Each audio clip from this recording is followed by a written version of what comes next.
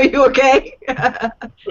No. All right, welcome to the Deviant Witchery Show, where a witch can be a witch. Many people have asked us what a deviant witch is, and that can be a little bit different for everybody, but it means to do what needs to be done. What we seek to do is to empower and inspire witches, helping them find their own calling and give them a place to do so without worrying about judgments. What we express in this video is our own personal experiences and influences.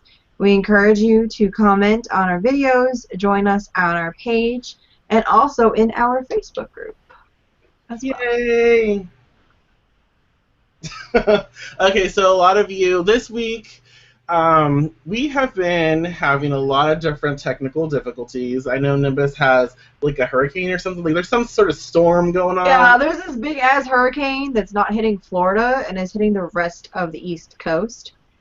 Mm, So I should be getting it in a couple days. And he's supposed to get like the Carolinas is supposed to be like the worst.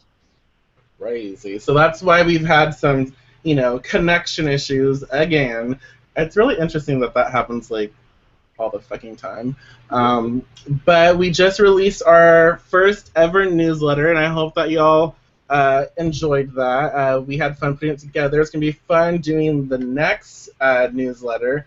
I know some of you said that you did not get it, and you subscribed. A lot of people who didn't get it, they checked their spam or other folders, and it was in there. And I can check like to see how many emails like bounced, how many people unsubscribed, how many people like it actually went to, and so far it has said that everyone has received it. One email bounced, whatever.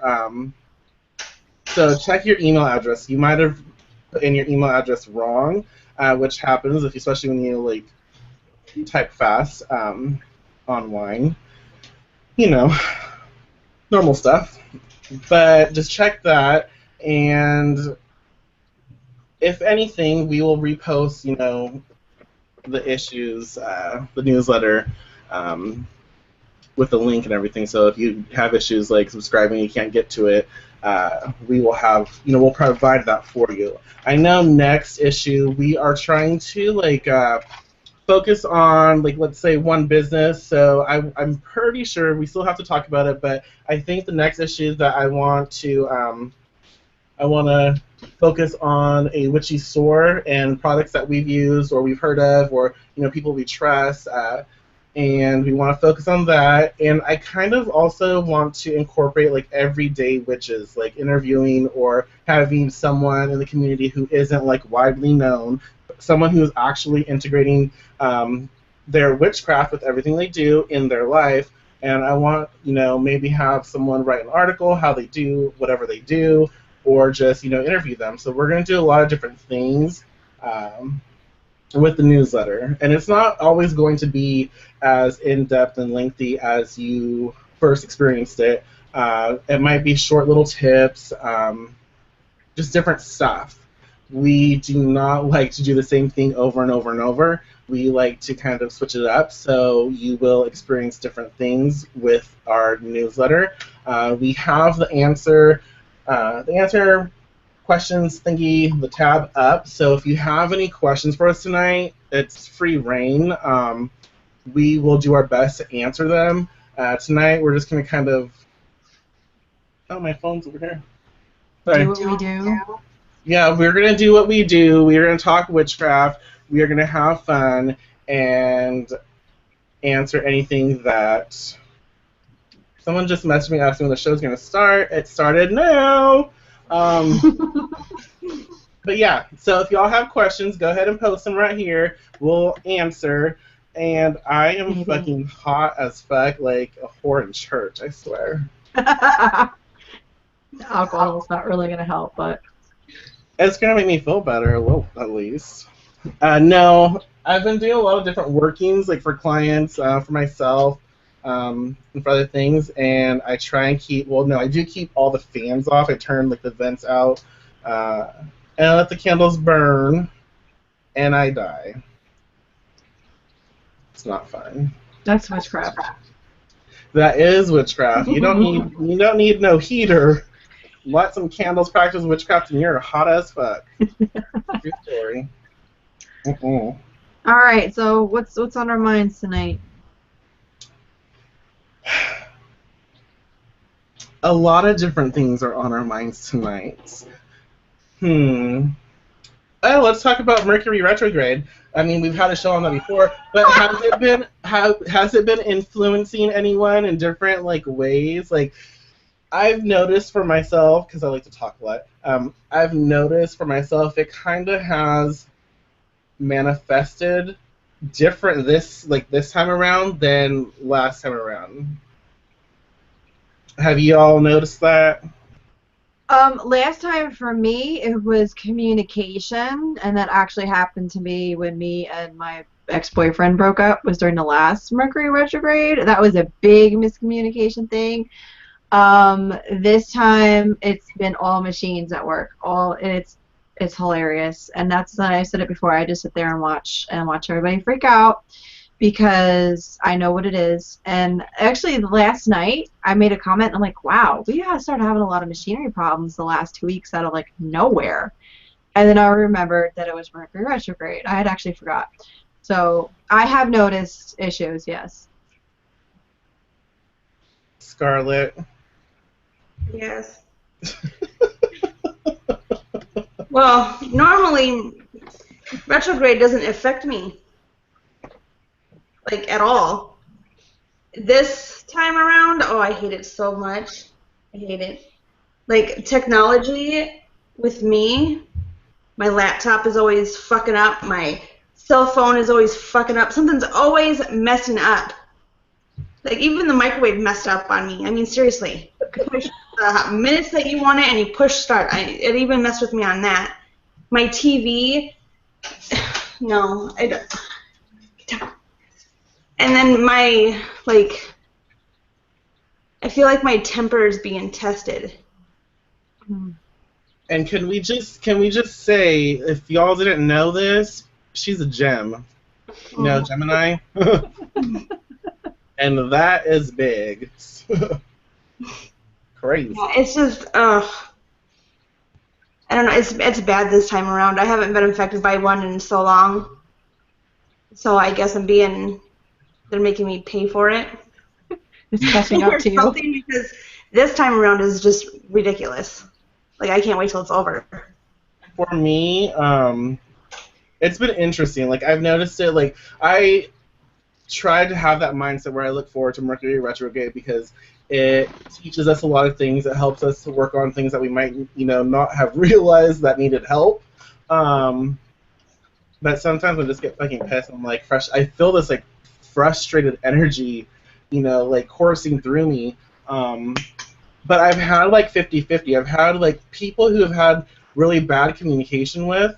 I've had really good communication with. I've had like my manager, for example, who, if anyone knows me, they kind of know that I've had issues with my manager since like the day I started.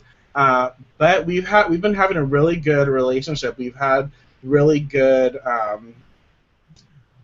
support communication. It's just been really on point. It's been really, really good. But there have been people that like I really, really want to communicate with. Like I want to talk to, and I want to like initiate that, communication. And that shit just ain't going anywhere. Like it's non-existent. I'm like, what the fuck? Like I don't normally have. And even today, like see squirrel. Even today, like I can't talk. Like I've been having more like communication issues like with myself. Expressing myself in the proper way than I normally do. I don't know. I've been talking to myself just fine. Yes, you have. So it's been really interesting. I've noticed, like, I like feeling the different energies because, like, compared to last retrograde, I think last retrograde I wasn't affected like too much, but it was more personal. And it really was more communication. This retrograde, it's more like relationships, and it's been going like positive and negative at the same time. It's really weird. let's Here's see. a question regarding this. It says, do you think the supermoon and Mercury retrograde had any connections this time around as far as the supermoon possibly enhancing the retrograde? Of course. Well, yeah, because if you think about it, those are big things that happen, and so I'm talking with my hands again. And the eclipse too. We had the eclipse. Yeah, all of that like is big shit, you know. You can feel it. So if all that shit happens at the same time or around the same time, it's definitely going to enhance and shift things, which is possibly why certain things are like being intensified in a negative or frustrating and challenging way, and then other things are being like worked on to promote like a really good, you know, positive growth outcome. There's no like in between. Um, but what I like, I've been like bathing in mercury oil. Although I've been losing a lot of shit. Like I've had like I have these big glass like these right here. Hold on. Like That's like that time I couldn't find my debit card and it was in my fridge. Are you serious? like yeah, I've had like I have bottles like big bottles like these, and I lost them. Like I don't know where they are. I have a whole box full, and I need them. Yeah, don't know where they went. A lot of shit. I've been losing a lot of shit. I don't like that. It's annoying, and they're not in my fridge, unfortunately. That would be an easy fix. I know, but yeah, I don't. A lot of people. I've had some people come to me, and like we've said before, they're like freaking out because of retrograde. Don't freak out. If you're getting pissed off, get pissed off. If you're frustrated, get frustrated. Let those emotions go through you, because if you hold them back, it's not gonna, you know, be beneficial for anyone. But if you lash out on people and you like, you know, get all crazy and physical, that's not good either. But definitely, you have to let your emotions flow through you during this time, because holding them or, you know, holding them back, it's not fun. No, yeah, you talk about going crazy. I had an incident, you guys know about this, earlier this week with the bus. With my son, the substitute bus driver didn't even drive past the bus stop and blah, blah, blah. Well, I ended up calling the school because I didn't know where he was at the time, and I cursed at the lady. They answered the phone, and then I ended up cursing at the principal because that's how frustrated and upset I was, because they dropped him off at a house that no one was home because I was down the street at the bus stop. So, yeah. You kind of got to let that crazy out every once in a while. You'll feel better. You do. I do. I felt bad, but, you know, it got fixed. We fixed it the next day, so it was okay. Yeah. I have had. Okay, this is basic, but this is something that we can talk about as well. Because I've had a lot of different people, students, ex-students, still people who've come to me lately, and they still have issues with, and we're going to basic, yes, but they still have issues with meditation. Do you feel like Mercury retrograde influences people's ability to connect, and it hinders like people who have challenges with meditation?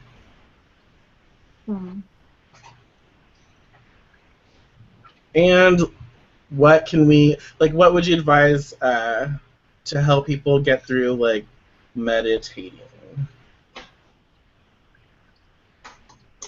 I mean, I don't know.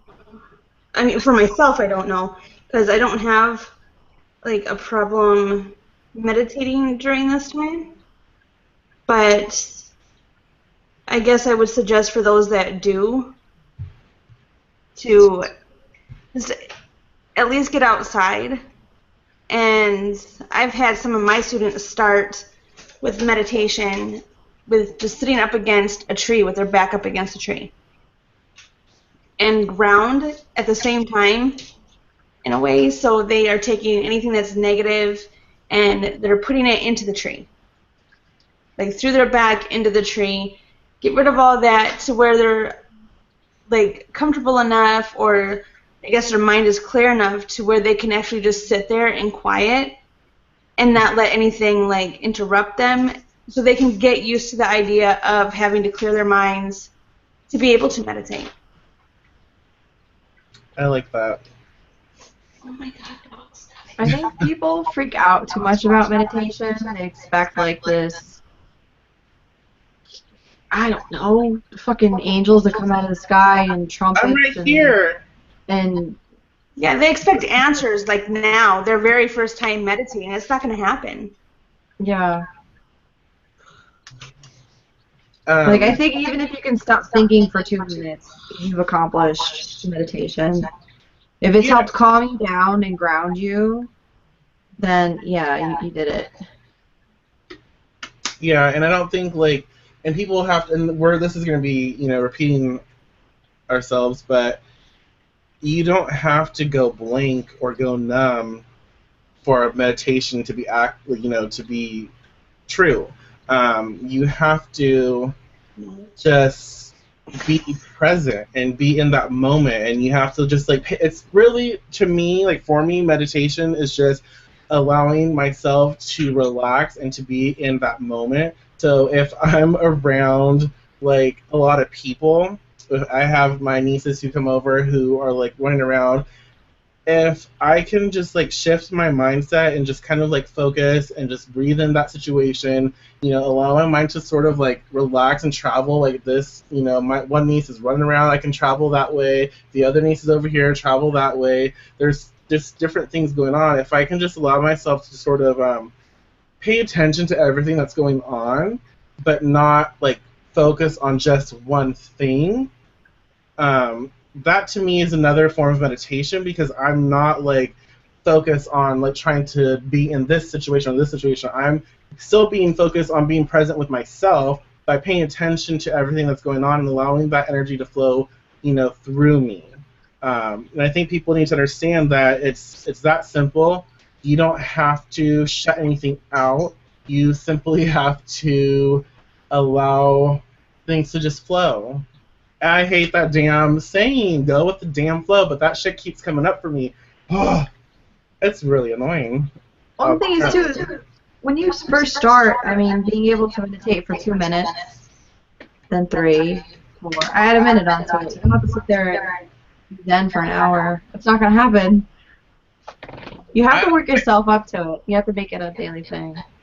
And honestly, like, I can't, well, I choose not to because I don't like it. I will not sit there for an hour and focus on not thinking. I won't.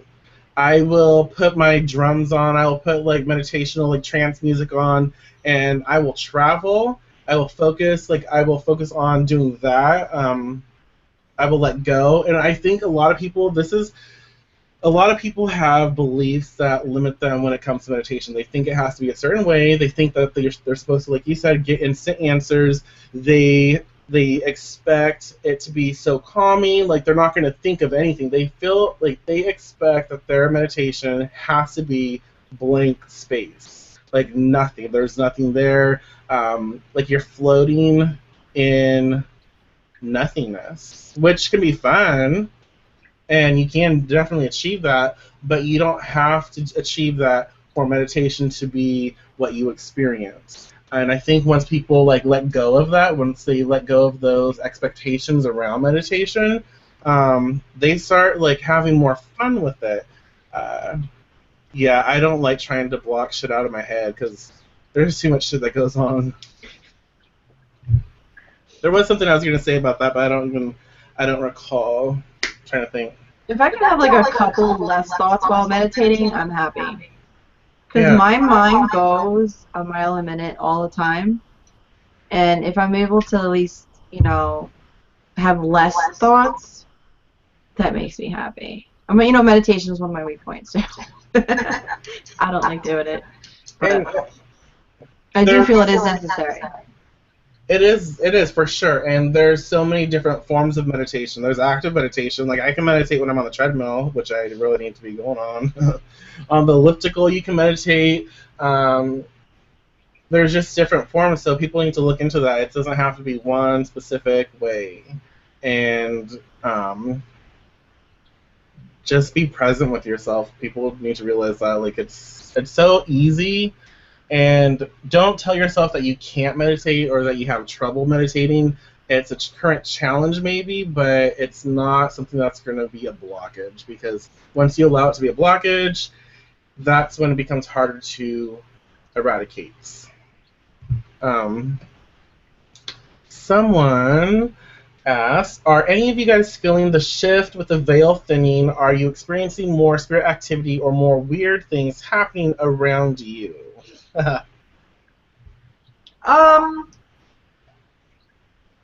Not really. I don't, but lately, like the month of September, I actually went to the cemetery twice, which is unheard of for Yay! me. And I made a commitment to go once a month, actually. And I do feel that because of that connection that I'm making with my own family members that are buried there, and friends too, actually, I have been connecting with them more. I don't know if that has to do with my going to the cemetery and visiting or with the veil thinning, but I have noticed a difference in my own self. I'm not anxious when I go there. I actually enjoy being there, which is a big step for me. Yes, it is a huge step for you. That's awesome. Scarlett? Well, I put this in our newsletter, so who asked that question? I don't know if you have subscribed to the newsletter, but I pretty much explained it in there, like the thinning of the veil through the eyes of a medium. And being a witch, you work with the spirits, of different sorts all the time. So that is constant anyway. But then I'm a medium as well, so that's even more constant. And I see spirits all the time, whether they're outside, they're walking through my house because they're just passing through, see them at stores, see them when I'm driving down the street. So it's like that all the time for me, but during this time of year, like I said in the newsletter, it's like going to Disneyland.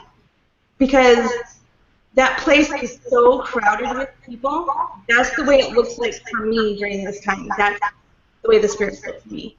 So it's even more busier now than normal, even though normal for me is still busy. Right. It's ridiculous. Like, I'm always seeing something, hearing something, somebody's talking to me. It drives me crazy. It really does, because I just want to just shut everything off and just be like, oh my god, everybody just shut up. Yeah, absolutely.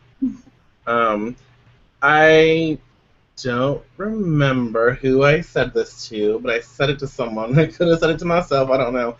But I explain it a lot to people. To me, the veil is always thin. You just have to shift shift yourself from that spot to the next spot. Sorry. See? That's fine. But October, around the time of Halloween and all this whole month, it's when everybody has that mind, that belief that the veil is thinning. Not just witches, not just metaphysical people, but Christians, mundane people, everyone. Everyone is putting that energy, that belief, that investment into the veil is thinning. Spirits are, roaming. There's more activity. So when you have all these people, like, there's a lot of people here, but you have all these people believing that this is possible, this is true for this month. It's true for every month, really. But this month is special because everyone is focused on that thought pattern. They're creating it even more. So they're creating this bridge from this realm to the other, and making it easier for spirit to walk through, because it's not just us, enhancing and reaching out. It's everyone that's doing that, which is intense. Like you said, it's crazy. And I tend to get a little more anxiety around this time because I can feel like when my customers come in, like I can see how the spirits attached to them. Like I can see their guides, I can see like the dead, I see them attached to them. And it got to the point one time where I was trying to ring a customer up, but also paying attention to these other customers. I'm like, who the fuck is that? Like it was from like back in the day, like the outfit, like just like this is not like who the fuck just walked into my store? It's not Halloween. Why are they dressed up? Like they looked like clear as day to me, and I'm glad I didn't say anything because when I realized when the actual person that those spirits were attached to came up to to be processed, whatever, I realized that was actual spirit, and I'm like, how do I say anything? No, I can't say anything right now. But it is interesting because you have a lot of different spirits that come out, like, and it's fun for me certain times when I'm in a controlled situation like my work where I don't have too many people at once and I can pay attention to the different types of spirits, energies that come through for this person, for any individual person. But when I'm in public, I just kind of freak out. Yeah, I went to the grocery store today. Huh. Ridiculous. I walk in and there's people there grocery shopping as well, and there's spirits with them. And the spirits know when somebody can see them or sense them or whatever. They know. Yeah. So it's like they can see me out of the crowd, and they're talking to me, and I'm just like, looking around, looking at the shelves, get what I have to. And when I'm walking, I walk with my head down and push the cart. Like that show, The Ghost Whisperer? Yeah, yeah. How she talks to them just no matter where she's at. I can't do that. I can't do that. Especially in the town that I live in. I'd end up in the room then. Right. So I'm just like, and then they get pissed because I'm ignoring them. And then when I get outside, they like left the person that they're with just for a brief moment. Why aren't you talking me? Because you realize where I live? It's like huge city, you can't do it. Right. No, no. I've had so much I've had a lot of challenges with that because I don't like when spirit manifests for me, like especially spirits who have actually lived here once. I can feel it in like a physical sense. So it's like having another body right next to me. So I feel suffocated at times. It's very heavy for me. So when I have more than one spirit around, I'm just like, get me out of here. I can't breathe. Like I'm in this like weird space. I don't like breathing in other people's energy. I can't breathe. Get me the fuck out of here. Stop talking to me. Don't notice me. Can you help me? No. I can barely help myself. I can't help you. Shit. What do you no, because no. I'm not Lisa Williams where I'm comfortable enough where I can just be telling all these damn people off the street, like, no. That's not how it works for everyone. It's not. No, it's not. And they'll say, oh, can you help me contact this person, or I have a message for this person. Is they're right over there? No. No, I can't. I'm sorry. I can't. I can't just go up to somebody and just start telling them stuff. To me, in order to do that, I have to do kind of like research on that person first. Yeah. And like kind of like get to know them, like not like closely get to know them, but get to know them. Why is a really good researcher? Do you think I'm crazy or not if I bring something up like that? And you just can't. You can't. I live in a very small town, and there's like a church on every damn corner. There's no way that I can get away with like being a ghost whisperer. Me too. Like, no joke, there is like 1, 2, 3, 4, 5, 6. I have like 6 or 7 churches. Um, there's like one on this side, one on this side, and then like a few miles down, there's one on this side, there's one on this side. Like, it's ridiculous.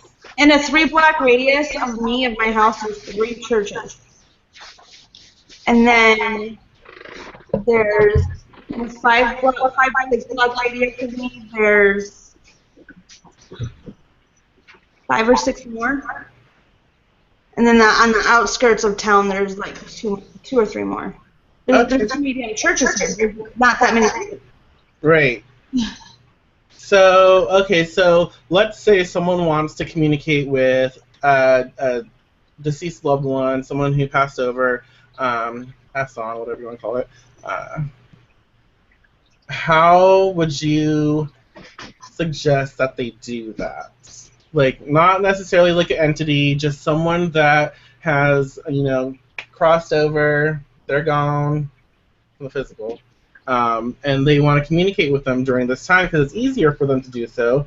So, are there any like pointers, any warnings, anything that you would say right now for someone who's actually looking to do that? For someone who's looking to communicate with a loved one that passed? Yeah. I suggest inviting them into your dreams. That dreams are the most easiest way to get messages from your loved ones if you don't intend to work with spirits anyway, and you don't see them, you don't hear them, you don't sense them, but you want to communicate with them, especially during this time. I would suggest inviting them into your dreams. You can use, I can't even think. You can use like herbs, and make like a little, like a dream pillow almost, to invite them, and you can put corresponding crystals into it. And before you go to sleep at night, whisper or talk to the dream pillow what you want, and then put it over the pillow. And then I've had a lot of clients and students who've had a lot of success with that because, like I said, dreams are the easiest way for students to give you a message. I think also if you had a picture of the person you're trying to communicate, I would put that with the dream pillow. This way it just makes it more clear that that is this person that you want to communicate with. Yeah. If you don't have a picture, maybe write their name. Yeah, so you could even, like, if you had their picture, you could write, you could draw like a butterfly over it, and then fold it towards you and stuff it in the dream pillow, because when you fold it towards you, you're bringing something to you. Or you can fold it out, depending on how you perceive and you work it. Folding it outwards away from you, you send it out, so you send that letter out or that message out to, or you fold it in to bring that person to you. But the butterfly symbolizes like communication, and there's this spell, I can't remember, it's like an old fluffy spell, I know it, but you use the symbol of a butterfly to connect with another person and have them communicate with you, which I've used a lot and it works well, just not right now. But I have used it in the past, and it works wonders. So you could definitely take a picture, put a butterfly over it, either fold it towards you or away from you, however you connect with in your own mind, whatever works best for you. Put that in the pillow and call it good. You could even burn it and put it into ash and like mix it with your herbs. Another thing that like I do, depending on who I need to communicate with, is I like to make. I don't do a lot of ritual, but I like to make a process of it. So if I know the person that I want to communicate with, or do some research, talk to some family members, just start communicating, so you start hearing more about their life, you start hearing their stories, and the more that you talk, the more that other people, like family members, talk about this one person, it strengthens that connection, it builds that energy, so wherever they are, they feel it and they can hear you, and it becomes easier for them to communicate with you. So start talking, start listening to stories, start looking at old pictures, and then start doing meals. Like start incorporating little meals that they have loved, like one of their favorite meals. Start cooking it, and leave a plate for them. You know, if you want to do it once a week, if you want to do it every day, it just depends on what you need and why you want to contact, and it just depends. Even if you're just honoring them, it depends on how often you feel is necessary. So do that, but also at the same time have an altar. Like I have an ancestor altar, and make sure to have this person in a prominent space. You can have all the other ancestors on your altar as well, but make sure to move them in a prominent space where they're kind of like the focal point. So you have things on the altar that represent them, and you want to communicate with them. So you go to the altar, make sure they're in a very focal area, and communicate with them. Like dreams, like Scarlett said, are super easy. You could also get into a meditative state, trance, and push your energy. Once you start doing all that stuff, you will feel them. And if you've met them before, you know, if you have some kind of remembrance of their energy, or even by listening to stories from family members, you can get a feel for how this person was. You can get more of a feel like how they were loved or how they were not loved, because some people are hated, you know. Just how they were. So you can focus on that energy, and you raise yours, you push outwards to connect with them, because when you're connecting with spirit, it's a give and take. Like they're pushing to get to you, and you have to push to get to them. So you need to communicate. You're both pushing to each other, and yeah, you can do that and link up, like sync with that energy, and just start asking questions. You know, start paying attention to the other thought process that will step into your experience. Sometimes, like, it's in my head, kind of crazy, but no, sometimes it does. Like, it comes in my head, and you notice like a different thought process when you're getting information. Sometimes, you know, spirit will come actually to me, and it's just like talking to another person. But there's just different ways how they will come to you, and it really depends on how open you are and what your strengths are in the psychic, you know, world. If you feel, you might only pick up on feelings, and you will interpret those feelings into information, into words. If that makes sense, I don't know. Maybe. Well, sometimes it comes in stages too. Like for me, I was telling you about this last week, Michael. When I went to the cemetery, I was trying to think of what to bring, you know, next time. And with my grandfather, I couldn't remember exactly too much. And I'm like, okay, I remember him drinking coffee. So I'll bring him coffee. And I'm like, well, how would he like it? Well, he was diabetic. So he'd probably want it light and sweet. Like, it kind of came to me in stages, and I knew it wasn't 100% me. Like, I started the process, and I'm more of a knower. So I didn't hear, it was just kind of like a feeling, more of a knower. I didn't hear another voice. I didn't see anything. I was just like, okay, that's it. And you have to trust yourself with that, too. Another fun thing, like I do, like I was taught in psychic training, pay attention, or was it in mediumship? I don't remember. Too many damn classes. Pay attention to the energy around people's shoulders. I don't know why, but if you pay attention to energy, like, right around the shoulders, you can start to, like, I think in a past life I was, like, Italian or something. Shit. Oh. Italian grandma? Maybe. But if you pay attention to the energy around, like, the shoulders right here, and you start, like, focusing in, and if you start to feel something, like, pull that energy towards you and allow your mind to travel, and you will see the spirits connected to a person. And it's really fun because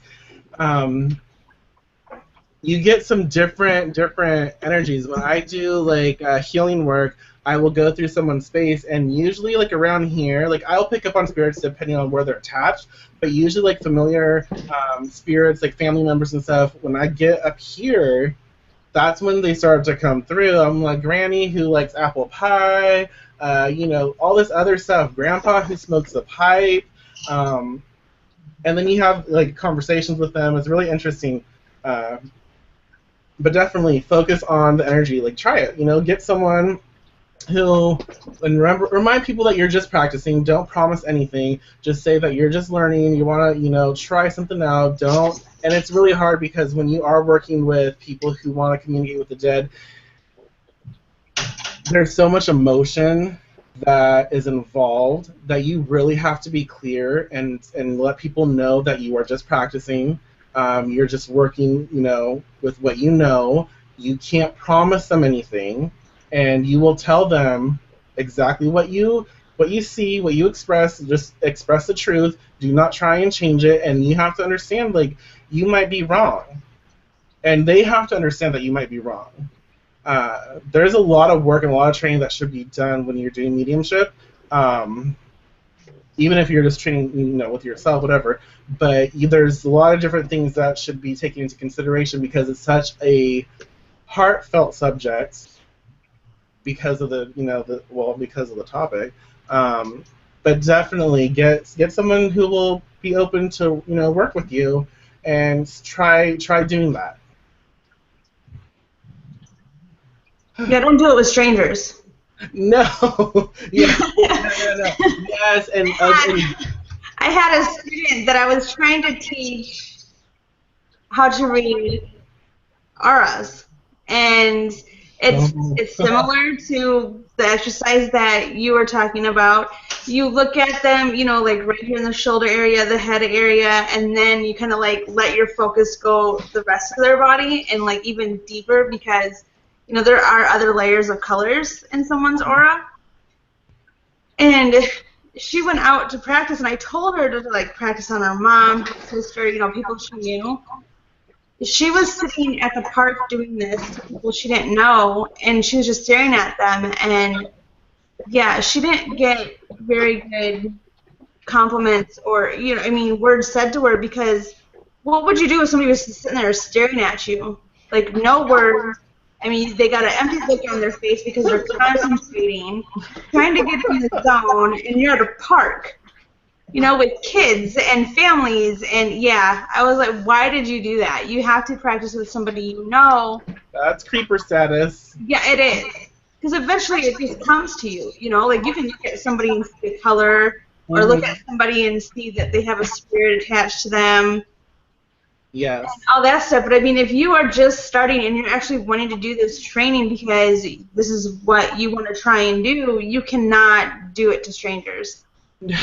You can't. You have to do this with somebody you know and let them know what you're doing and why and how long it might take you. Do not do it with strangers. You might end up in jail. Or, like, you might end up getting attacked. Like, yeah, exactly. Shit. Let me do this. Okay. So,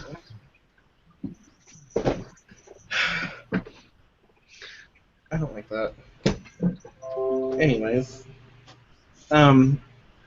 yeah, I had an ex, and I'm not talking shit because this is a true experience. It's fine. I'm not gonna name names, but I had an ex-student who, when they started learning like psychic training, they started having good results.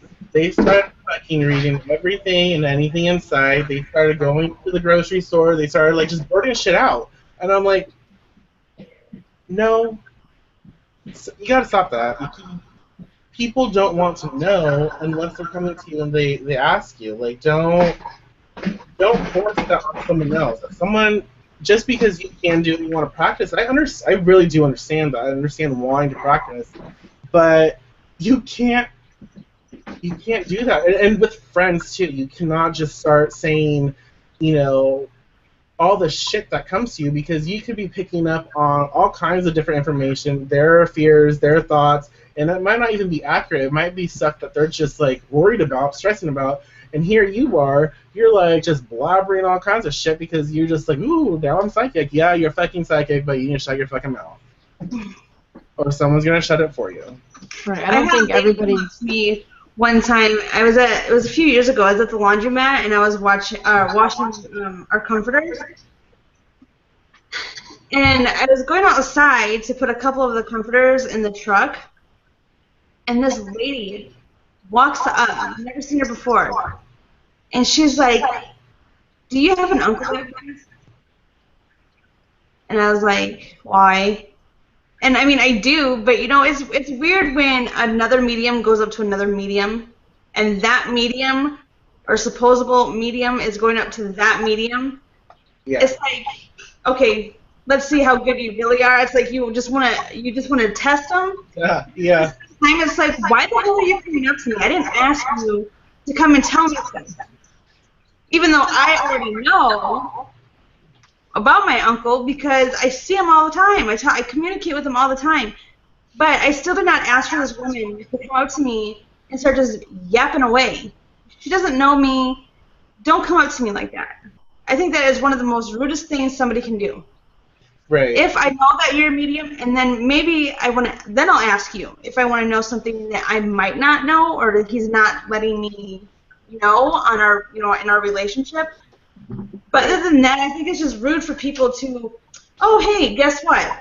This is going to happen to you today, or that happened, or this person. I didn't ask for you to tell me that. Yeah, so keep your mouth shut. It's rude, and I think it's pushy. It is, I think because people watch those damn TV shows, which I do too, and all these damn mediums, they're like going out, telling people shit. But you need to, if you seriously are pushed by spirit to talk to someone, and you want to, you're going to follow through with it, you need to go to that person, and you need to ask them, is it okay that I present information to you? I am whatever I am, I'm a medium, a psychic medium, a witch, whatever. It's okay if I, come to you with some information. If they say yes, go ahead. If they say no, then walk away. The spirit witch, who she just posted, and she's like, plus they don't know how the person would deal with information. The spirit witch, on Facebook, you can look up her page. She's also a medium.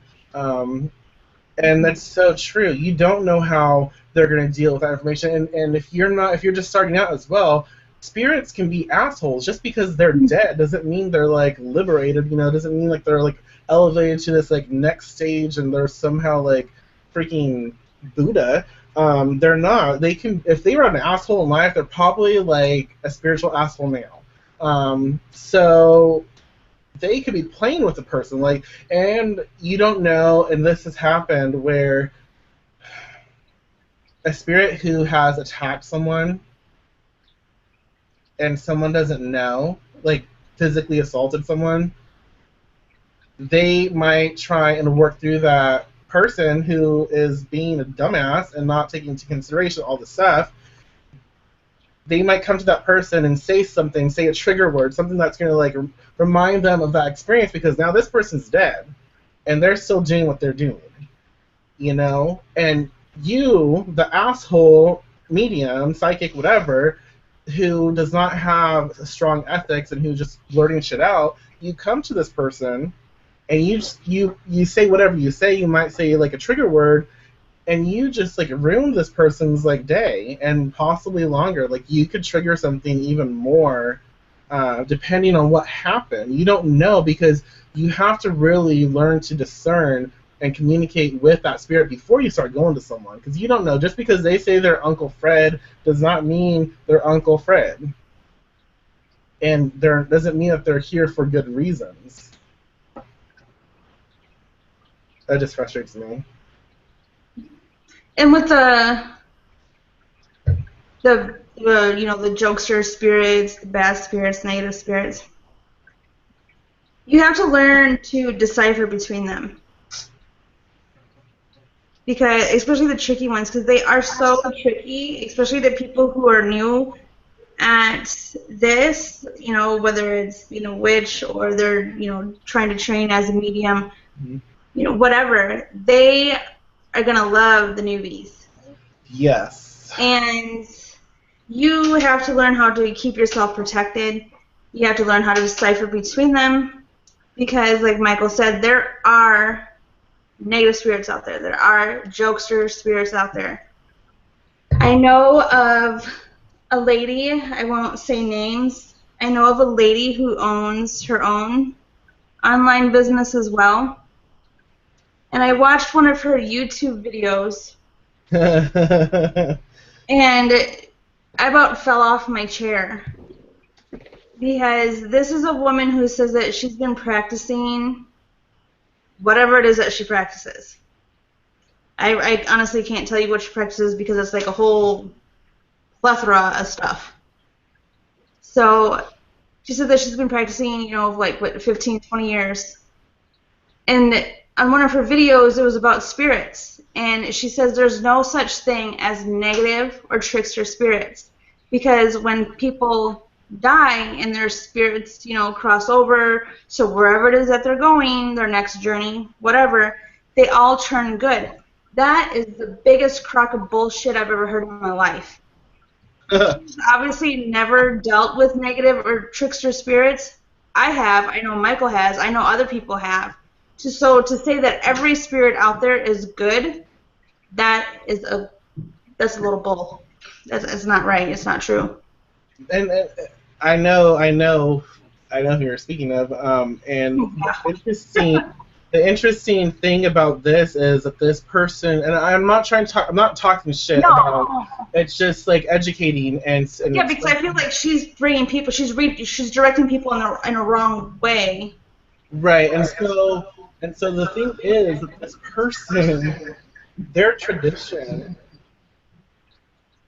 because at least some of the traditions that they claim to work in, they express and they teach you the exact opposite of what this person has said, and it is scary to say that because that just sets people up for failure. That sets people up to be, it sets people up to be possessed, to be ridden by spirit, because if you think every spirit is nice, is good, and you're like, oh, I want to communicate, and you start, communicating, you latch on, they latch on, they can ride you, and they can, like, take over. And that is a very serious subject, and that's something that I'm not going to talk about tonight, but that's something that happens. And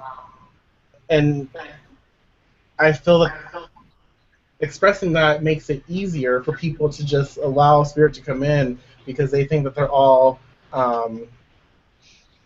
hunky-dory, they're all positive fucking angels, and they're not. Like, and I've shared this on a show sometime, I don't know, but I remember this one time, me and my friends, we went to the store, we went to go get some alcohol, we were in the alcohol section, and I saw this girl, and I'm like, there's something up with this girl, like, there's something up that doesn't feel right.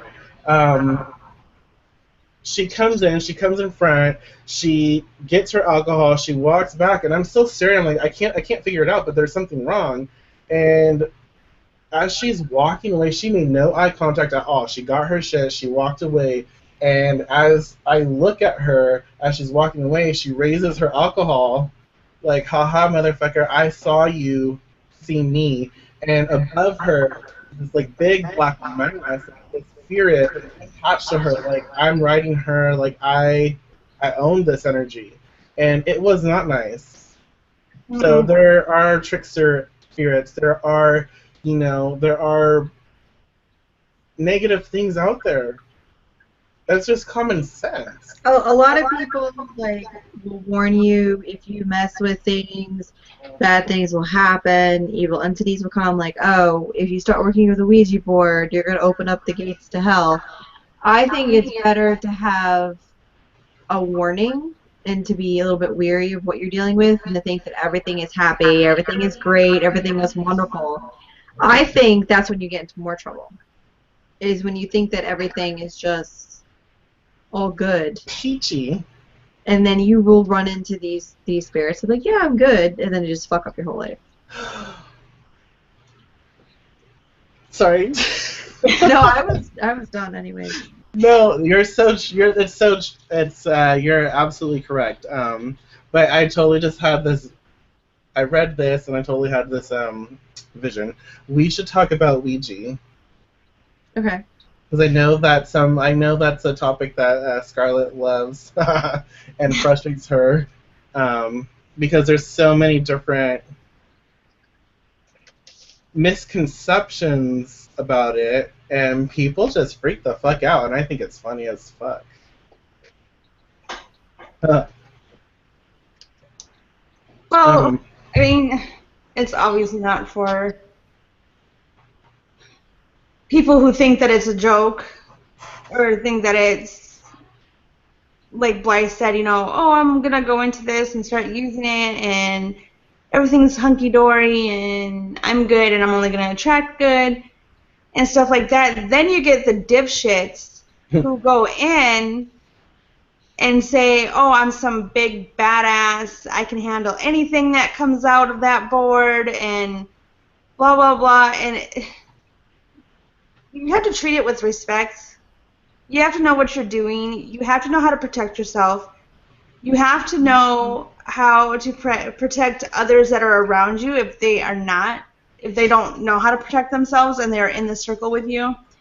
You have to know how to rid of those spirits if they cause a problem. You have to know a whole shit ton of things.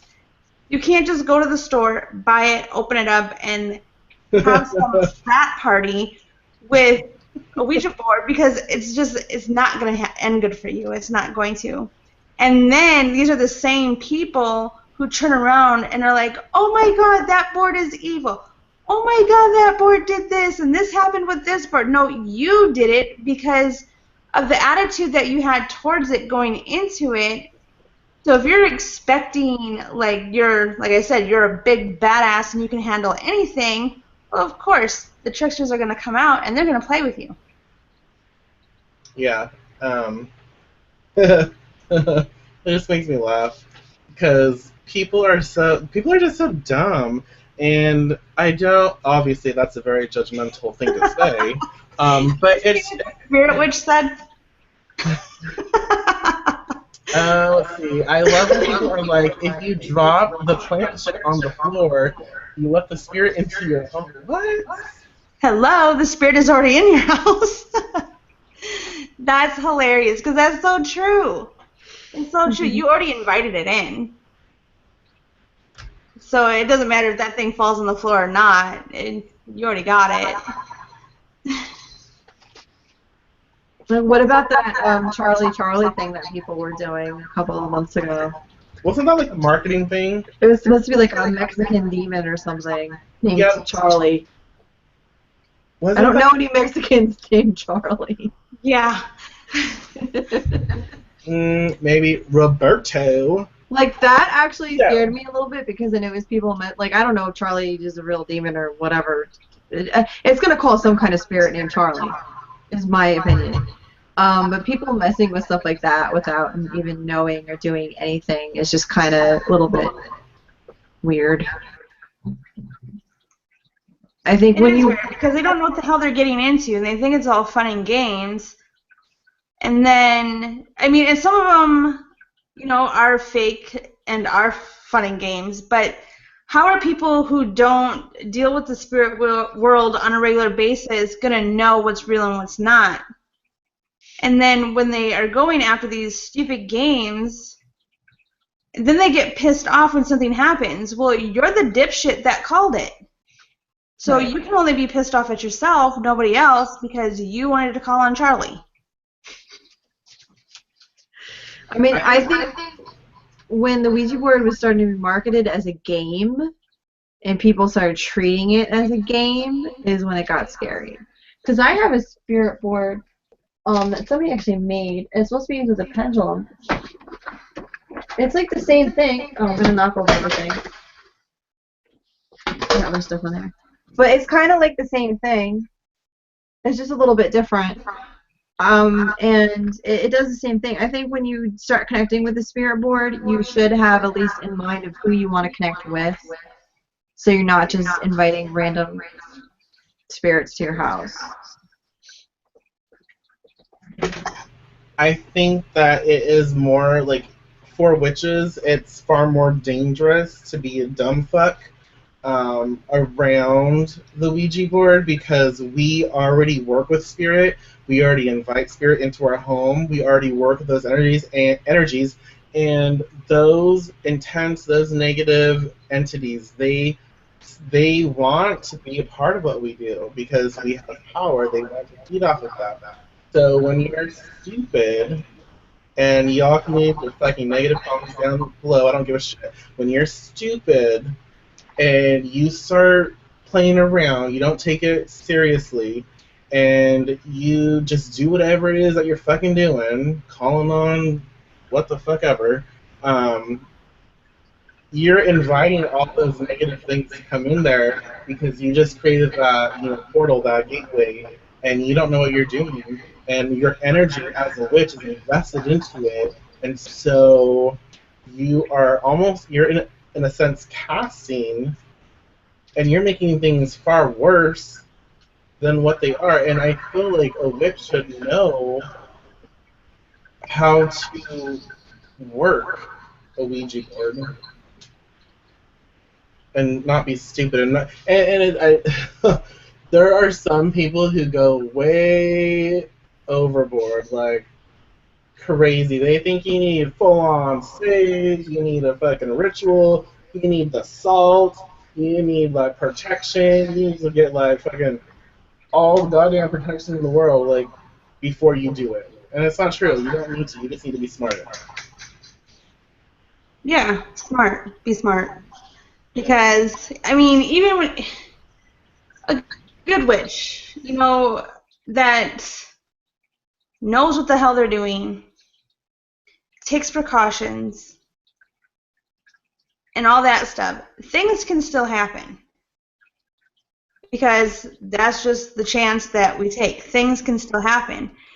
But when you go into something like this, like the Ouija board or any of these other, games that you're calling on somebody, and you don't know what the hell you're doing, and you're thinking of it like a game, then you have no one to blame but yourself of what you let into your home. A lot of people like to blame the Ouija board itself, and they're like, oh, well, if I take care of the board, then this and this, and I don't think that that's true. It's the person that's to blame, and they need to take care of the whole area. I think, like, just getting rid of the Ouija board is not going to help at all. I think it's funny though, like,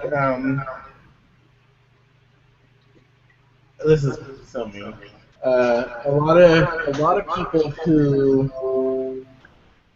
of witches who do the Ouija and they invite certain entities and they don't know what the fuck happened. They throw the damn board out because they even think the goddamn board is.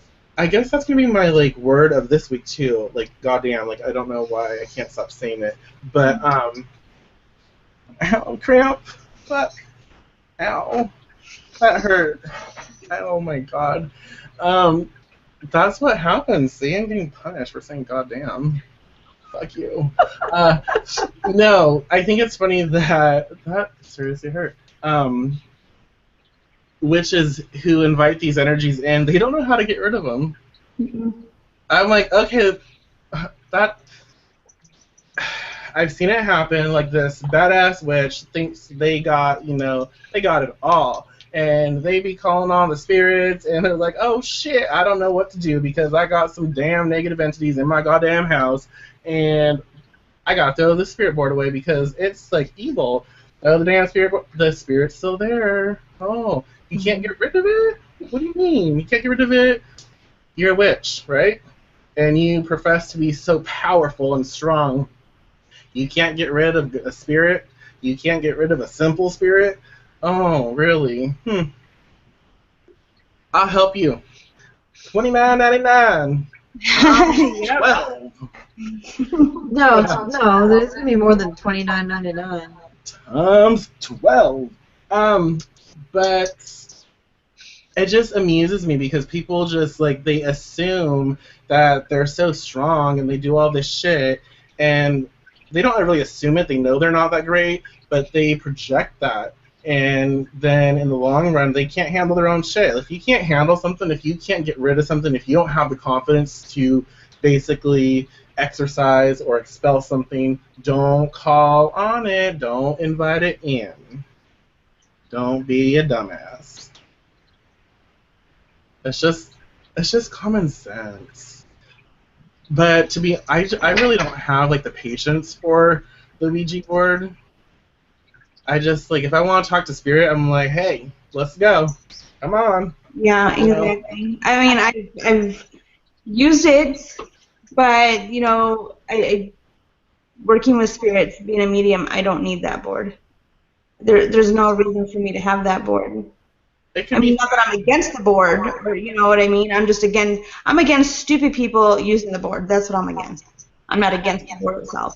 yeah, and that board, like I know I've said this again in a previous show, but that board has so much energy behind it because all of the thought processes behind it. Okay, I think you can sit back down now. Oh. Okay, so all of that energy that goes behind that board, it makes it easier to connect with spirit. So what I like to do is like I will have it on my wall hanging, and when I want to connect a certain way, depending, because I get bored from doing the same thing over and over, so I will actually place my hand on the center of the board, and then I will like call forth what I need to, or who I need to talk to, or I'll call forth to a specific energy, and I will travel. I will travel with some flying ointment. This is Scarlet Cauldron. Ooh, I just have this too.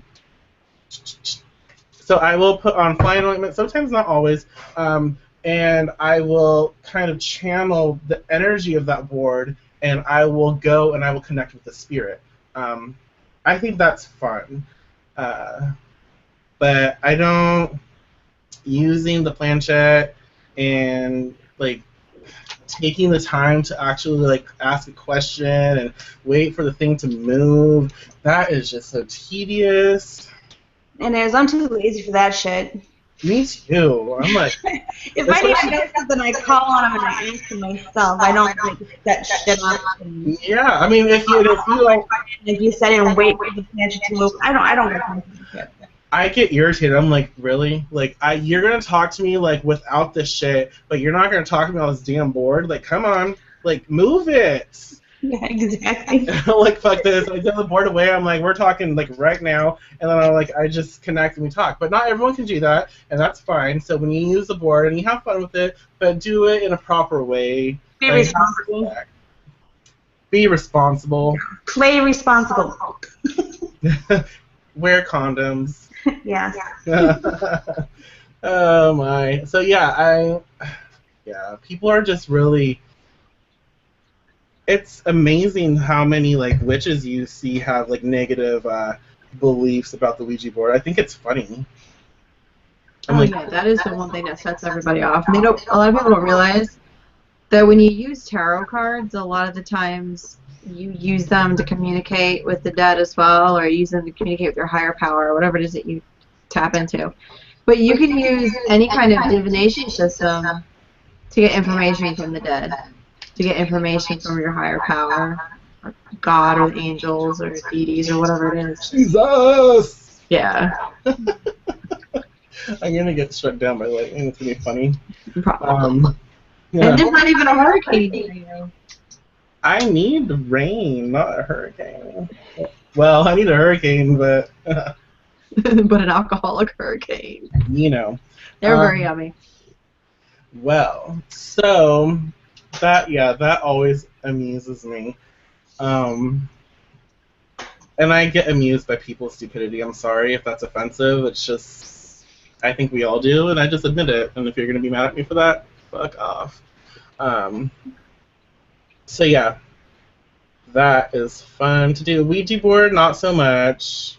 Just learn to connect, really, and if you learn to connect with spirit, if you learn to build that connection, build on the mediumship skills, you will take everything to the next level. But again, don't be a dumbass, don't be a douchebag, and start like reading for everyone, thinking that everyone wants to hear your goddamn voice in their heads, like you having all this information. Don't do that. Don't force yourself on people because that's not right. Is that like spiritual rape? Yeah, it really is because people are going to get offended by that too. I don't care. But it really is because when you start, I've had that happen to me where people, like someone came to me and they just started blurting all this stuff out. And I'm like, I don't want to hear that. Like, I don't want to connect with that spirit. I don't want to hear what you have to say. Your face is fucking irritating me now. Get the fuck out of my space and go away. No. And it is. And then the person's like, no, they really want you to know this. I'm like, no, I really don't give a flying fuck. Send them on their way because I don't want to talk to them. And you can't force yourself on someone in that way because that hurts. Like it's hurting the mind and like the emotions. Like when you force some energy because depending on the person, if they can feel it, like they'll pick up on those feelings, and then that plants a seed. And that's with them for however long it takes for them to get rid of it. And sometimes it's not that easy to just see ya.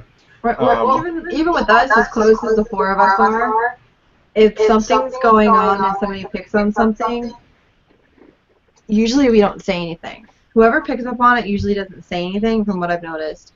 They kind of wait for the person that it's happening to kind of bring it up, which it always yes, no one talks like yeah, that's funny. That's being respectful. Like if you're picking up something, unless somebody is in, like about to like take a knife to their own throat or something, then yeah, you're gonna say something. Oh no! But like if somebody's going through something and they don't want to talk about it, and you know they're not talking about it, just let it go. I mean, that's just being respectful and wait for them to bring it up. And maybe they deal with it on their own. Maybe they don't need your help. They don't want your help. Right, and that's fine too. Yeah, and then, you know, like I said, you know, we don't say nothing. We wait, you know, amongst the four of us anyway. And when we do wait and the other one brings it up finally, then we feel like that's a go-ahead or, you know, a green light to say, okay, well, that makes sense because I sense this. Or I feel this, and so it's like we're all validating it, but we're not pushing the other person to talk about it at this moment. We wait till they're ready. And the funny thing is like with us, most times like, yeah, I know y'all fucking know this shit, but I don't want to talk about it. Or when we finally say, well, you should have said something earlier because we knew what was going on, I wasn't ready to talk about that shit. Don't fuck with me. Right, and there's stuff that, and then sometimes that's all you can talk about. If something's going on, that's all you can talk about. It really depends on the person. And at times there have been points where you know you say something like are you okay? You don't have to say this and this. I know what you did last summer. This and this. You know, I know what you did last night. And you don't have to like reveal everything you know. You just kind of say, are you okay? Like, what can I do for you? How can I help? I know that we're going through something. I know you're going through something, blah, blah, blah. What can I do? You know, you just have to sometimes just open that communication. And again, that transfers to spirit communication, and especially during this time where a lot of people are going to start getting messages, you do not force yourself on anyone. If something is very adamant about getting a message across, make sure that you introduce yourself to the person, make sure that you tell them who you are, make sure that you, and this is all if you're comfortable with it, because I would not be, but make sure you say you feel like you have a message from a spirit. You don't have to say who it is unless they want to know. If they allow you to proceed, then do so. And that is that. Who's this person? Yeah, whatever. That's not a question. That's not a question. That gets X'd. Oh, if you had the choice, would you eliminate your mediumship? The reason I ask is because I occasionally see and feel them, have since I was a kid. Should I develop this or be passive about it until it progresses naturally? Hmm. Will it progress naturally? Mm-mm-mm. No. I mean, I think if you have that ability, it keeps poking at you, keeps poking at you, keeps poking at you, but it's actually getting better and more clearer. I think that would take practice. Because I know for me, it keeps poking at me and poking at me, but it doesn't actually become any clearer until I make the effort. Um, I mean, it's up to you if you want to develop it or not. It I will mean, only progress so much, and then after that, you gotta do the work yourself. Yeah. Um, I I would not. Okay, so I would definitely not eliminate it, not at all, because I have, and that's why I struggle right now. Because and I've explained this before in other other shows, but I'm gonna say it again because some people might have not caught that show. But I used to see spirit, and the spirits that I experience were more what people now call earthbound spirits, like spirits who were not like very nice looking and they were very harsh and very scary, and that's what I experienced at a young age. And so I blocked that shit out. Like I did not want to see like tortured souls. I did not want to see like young kids who freaked the fuck out of me. I didn't want to see a lot of things that I saw, and I blocked that out, which has been very challenging to like open back up, because once you're scared and you really work hard at blocking something out, um, you build a belief, you build a wall, you build again a block that is fed every single day from that point on. And so now when you're ready to open back up to it, it's not always as easy as it sounds. You have to really like tear down every single wall and retrain your thinking, and that is hard. That is a challenge, but it's something that I pursue, something that I do.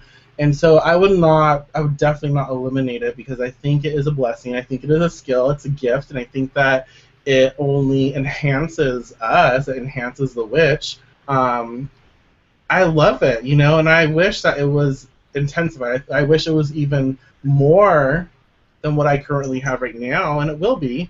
But I would not get rid of it ever at all. And I don't think it does not develop naturally if you neglect it.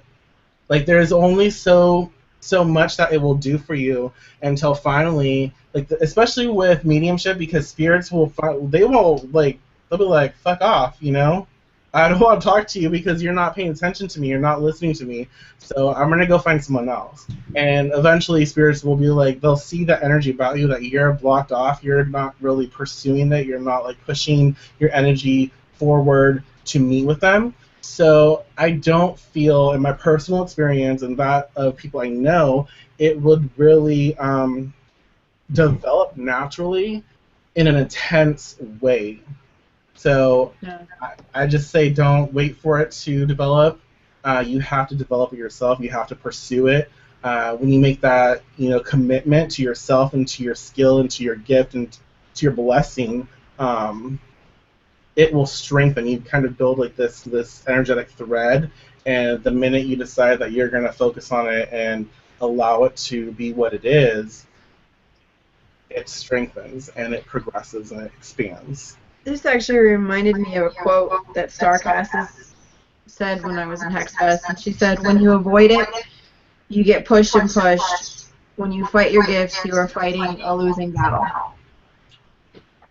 So no matter what your gift is, it's your gift, and you have to learn how to utilize it. Now, you can't ask somebody else if you should develop your gift or not.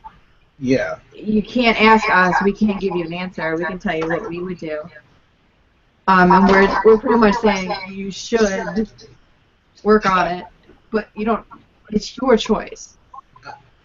But if you don't work on it, you do yourself a really great disservice. And I think those people, those of us who have these skills and who progress and who develop, we were given this insight, we were given this blessing, of knowing, of doing whatever it is that we or you do, for a reason. And so I feel like if you neglect it, if you deny that part of yourself, you set yourself up for hurt and for pain and for challenge, because Go this way. you might need that in the future. You know, you might need those skills to help yourself, to help someone, to help something in the future. And if you don't develop it, you're not going to be where you probably need to be of service, to help, to do whatever it is that you need to do when that time comes. Does that make sense? I think so. Cha-ching! Oh my, it's fucking hot in this goddamn room. You're gonna get another leg cramp. Watch out. I know. Alright, That what was about crazy. What about this question that's been sitting here? You see it? What question? What are some non-ordinary items that you work with in your practice? For example, horseshoes, insects, oil lamps. And how do you practice with them? I don't think they're non-ordinary. I think horseshoes, insects, and oil lamps are very traditional. I don't think they're non-ordinary at all. I think they're very ordinary and they should be in everybody's houses. I want a horseshoe. I have one. I know oil lamps are harder to get a hold of now. I but want an oil lamp. but I don't think that they are, not common. I think that would depend on the person, the location. Like if you're on a farm, you got horses, that's going to be something ordinary to you. If you're like in the city and you're like super modern and you like horses, what the fuck is that? That might be considered non-ordinary to you. I work with like stuffed animals sometimes. See that right there? That was a gift. That's Balthazar. And so, I'll show you something. Oh, don't cramp, don't cramp. I have this. This isn't non-ordinary to me, but it's not something that, I guess it's not something that most people normally work with, but I'm going to be using this as a puppet. I'm actually going to slice him open right there. I'm going to slice him open. I'm going to take some shit out, and I'm going to pour some shit in. I got some herbs. I got some other things. I got some snake stuff that will go in there for a specific reason. And that's I don't think it's different, but I guess it's kind of along the lines of that question. But yeah, we've talked about horseshoes before and different uses for them. There's a lot of different uses for them. There's a lot of different uses for insects. You can really mess people up with insects. Yes, I've been collecting spiders lately because I kill spiders because spiders suck. Anyways, I don't like spiders, and so when I see a spider, I will fucking kill it. True story. So I've been collecting them. I have like a little bottle, and I'm like, oh, you're dead. Put in the bottle. Oh, you're dead. In the bottle. So I have, I do collect such things. I want to get like fire ants though. Ooh. Those would be really nasty. I know. And like oil lamps, that would work like I would think that would work like a jar, any kind of container spell. It's something that's continuous. That'd be really great for business and for money and for love and anything that you're continuously working on. I know oil lamps are a little less common, like the old-fashioned one, but you can still find them. And they're very I don't want to say common, but they are used in hoodoo. I don't know.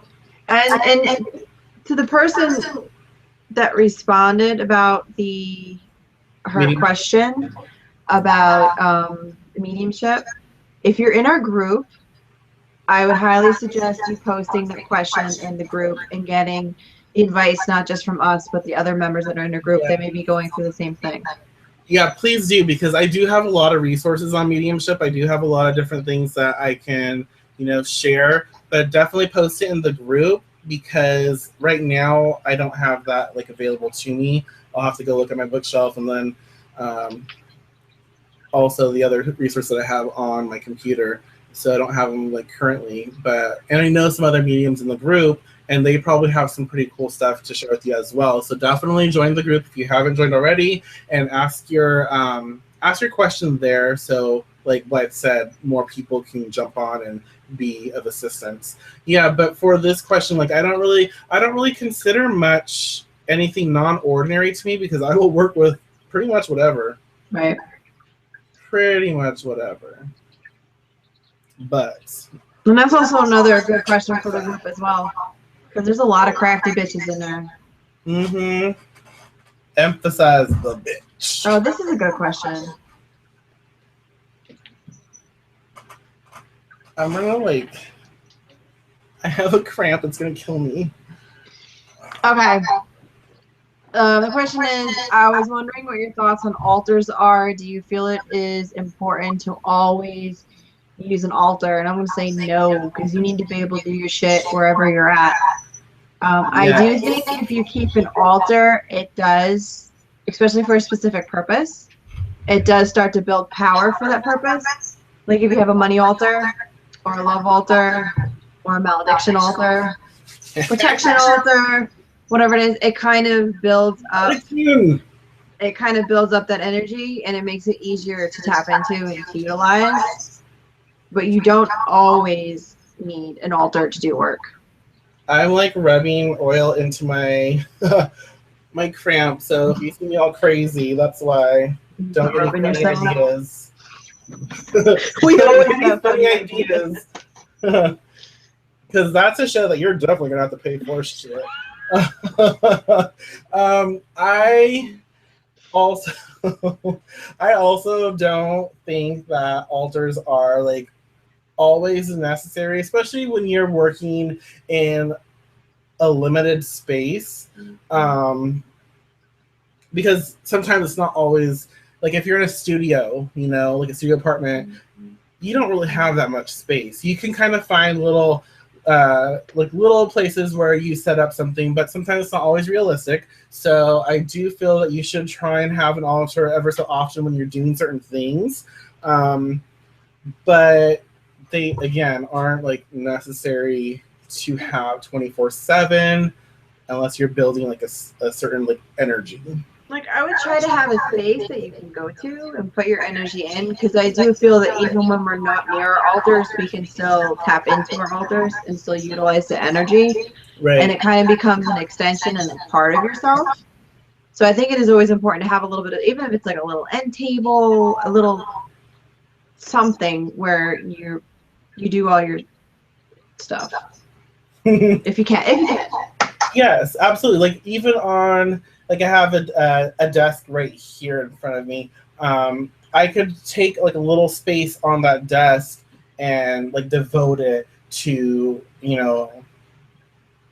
devotion, worship, whatever.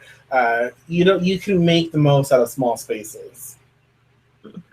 You can even use your bathroom, like, the toilet part, the little, nothing really goes on that part, the back of the toilet. You can have a little money altar there, because money, like prosperity work, is great in the bathroom for the obvious reasons. Actually, I still don't completely understand that. Because shit is fertilizer. Oh, okay. Because that's why. I hope you shitting in the bathroom. Well, yes, but I didn't think about that. Okay? If you're doing it elsewhere, we have to have a discussion. Well, when I think of fertilizer, I think of animal shit, not people like shitting in their flowers. That's just how it was like explained to me, like, because it is fertilizer. So when you're in the bathroom, that is a very prosperous place because of that reason. So when you do have like a money altar or something that you're trying to get, what the hell just happened here? That was weird. When you're trying to, sorry, that is weird. When you're trying to do like prosperity work or bring abundance, that's the best place for it. And Dorothy Morrison, she also talks about, like, make sure to leave the toilet seat down, because if you have it open, shit's just going all over the place. You need to have it down so it's like you're creating like a constant flow. You're not letting things like just flush down the toilet, like go away. So you're not flushing. You're not flushing everything down the toilet. Yeah, you kind of like shut it off. But yeah, that's kind of that. That's that. So yes, if we have like probably time for one more question. So if anyone has a question they'd like to discuss, go ahead and post it. But definitely, if you all have questions, just post them in the comment section of the YouTube video, and we will try and get to you. If not, post them in the group so other people can help you out. There's just so much going on that we have so many different resources for you to help you, where you can grow and expand your knowledge and share your own experiences. We have a lot, and it's just going to get bigger. But so I guess we still have 2 contests going on.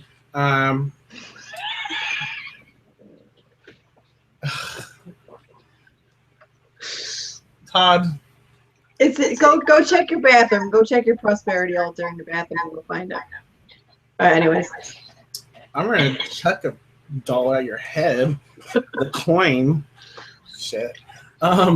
So we do have 2 contests going on. If we're still paying attention to people who interact with us, people who leave comments, who do video responses, the more that we get people to engage with us, we will finally be able to finish our first contest and bless someone with a pop-up. We just need people to start being more present and engaging on the YouTube channel. All right.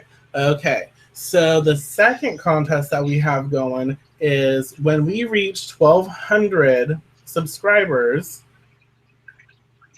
I'm going to produce, and I've showed you in a video before, like this box full of different products, like different witchy products. It's not all going to be witchy. Some of it will be other stuff. I'm not going to tell you what, because I already told you in a different video. But yeah, it's going to be full of a lot of great stuff. And then that's going to be blessed to someone as well. And it was just going to be September, but I will transfer it to October, and that's it. If we reach 1,200 this month, I will still do two prizes. One will be the box full of shit, great shit, but you know. And then the other prize will be something else that I won't reveal. So we're doing that, but be sure to engage with us. Be sure to follow us. And at the end of the month, or towards the end of the month, we are going to have like a bigger reveal on something that we're working on.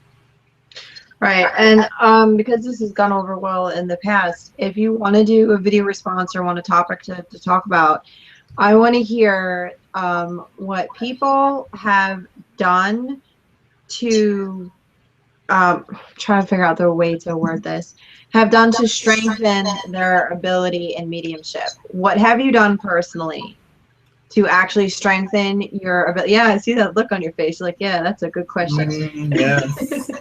Put that in the video response, and also check out the newsletter. We posted a link on the page. It's also I posted it in the group, and subscribe to it. And if you have not found it, check your spam box, because that's what seems to be going for some reason. And share. The only way we can grow, we can provide you with more, is if we grow ourselves. And for that to happen, we need to reach more people. We need to constantly share. So when we have a video, share the video, share it with people on your page, share it with people who you know. Get them to engage with us. Get them to engage with you. Start talking about these, topics that we discuss here. Start doing something. Don't just wait for this show to come up and then listen and get something from it, but actually to really integrate it into your mind and into your experience, you need to talk about it and you need to share it. So definitely help us out to help you out as well by sharing the content, sharing the information on the page. Because if you start sharing us and we start growing, we're going to start doing more. That's just how it works. Because if people don't share the content, or people don't engage with us, then we're just going to continue to do what we do, but we won't expand on it, People think we share a lot now. Can you imagine what we would share if we actually had the resources and the ability to get better equipment and have more time and stuff? This is nothing. Right. This is a drop in the bucket. Also, if you bought a Teespring shirt from us in the past, please post a picture. Post a picture. You can post it to the page if you want. You can also post it in the group. But when you post it, just post a little witchy tip with it, so we can make it legal to post in the group. And we're gonna have more shirts. Yes, we're working on some right now. Yes, so we're gonna have more. Yes. And will you state your question for the video response again? Oh, shit. What if mediumship. Mediumship. What have you done to enhance your ability in mediumship? What exercises have you done? Have you done certain things? Gone to the cemetery? Have you erected an altar? Did you start meditating? What did you do? Yeah, and if you need some ideas, share a crystal. Share a crystal that has helped you to enhance your mediumship. Share an herb. Share a formula. You can share an oil. Just share something. Talk a little bit about it. Talk on how you connect with it, why you connect with it, how you found that certain technique. But yeah, it doesn't have to be 100 minutes. It doesn't have to be long. Just make sure to express yourself. And if you fuck up, who cares? We fuck up all the time, but we still continue. Yeah. But yeah, so y'all just have fun, and thank you for being a part of this experience. We do have a lot more. We do have a lot more to offer, and that will definitely come through in the future. With that being said, I think we're done. So, peace out.